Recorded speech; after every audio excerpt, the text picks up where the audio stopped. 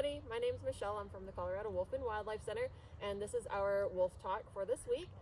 So today I'm hanging out here with Raksha. Chakra is here too, but she's off doing wolf things, so hopefully she'll come back around a little bit later. Raksha is one of our 2 Arctic wolves, so his brother Isa, a lot of you have visited the center, you might have even gotten to meet in person, but Raksha doesn't hang out with a whole lot of strangers, so he gets to have a lot of staff time today. But I do have some things I wanted to talk about, kind of taking a little break from all the bad news that we've been going over lately, and kind of talking just about some very fun wolf facts. And a lot of that has to do with the way that wolves hunt and kind of keep their ecosystems, there we are, how they keep the ecosystem in check and those food webs keep revolving around them. So first off, recently there was an article that got published. I saw it out on the internet. I'm not sure which newspaper article it came out from, but they discussed how moose and elk are having very detrimental effects on our ecosystems because first, moose are not native to Colorado. They were introduced in the 1970s. So they have had kind of a detrimental effect on a lot of our wetland habitat because they overgraze and overbrowse a lot of those willow trees. And then our aspen trees are often being overgrazed and overbrowsed by our elk herds.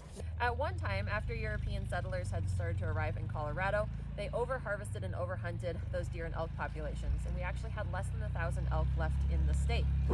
Now we have over 280,000 elk with about 750,000 deer and elk total in our state, just far more than we can actually sustain. When we started to reintroduce wolves into Yellowstone, they helped rebalance that ecosystem after they had been missing for over 100 years. Now, a lot of people are concerned that they're going to eat all the deer and all of the elk, which is not the case. Studies have shown this in many different places.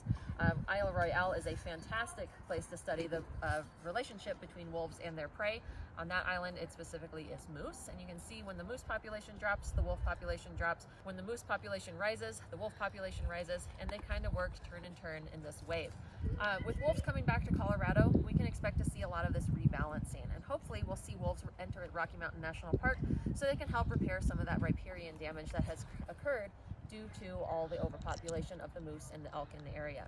Now, something that I like to talk about is the ecology of fear, and that is that basically keeping the deer and elk on their toes, to speak, does have that big ripple effect because the elk and the deer are going to be moving around a lot more frequently. So that means that they're browsing less on those sensitive wildlife habitats, such as those wetland areas, those riparian grounds. So that means that you have more plant life able to grow, which allows other creatures to come back. That's where that trophic cascade idea comes into play.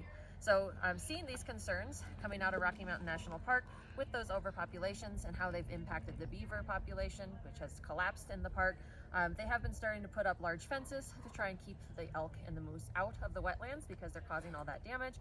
So hopefully having the wolves come back will help them increase that population.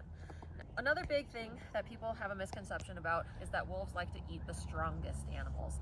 That's not the case. These guys, the only thing that they have to hunt with is their face. They don't have claws, they don't have anything like that that can help hold on to prey. So hunting is a very dangerous game for them. And unfortunately, people constantly think that they are killing things for fun, which is not the case. These guys do hunt to survive. I saw a post the other day that was shared on our Facebook that said wolves are the most cruel animal of all because it's not always pretty. Unfortunately, things are not like National Geographic where you're just going to see the hunt, the chase, and then the last of it is this everybody sitting around the dinner table, so to speak. So hunting is not a pretty thing, but it is natural. And these guys, they're only successful in catching prey about 15% of the time. And then when they do catch something and they're not interrupted, they will eat that entire carcass, sometimes returning all the way up to a year later. So they don't waste the food, and any extras that are left over, such as if they get chased off by a larger carnivore like a grizzly bear, another wolf pack, all of it goes back into that ecosystem, even if it's just as nutrients into the ground to help support the deer and the elk all over again. That's how food webs work.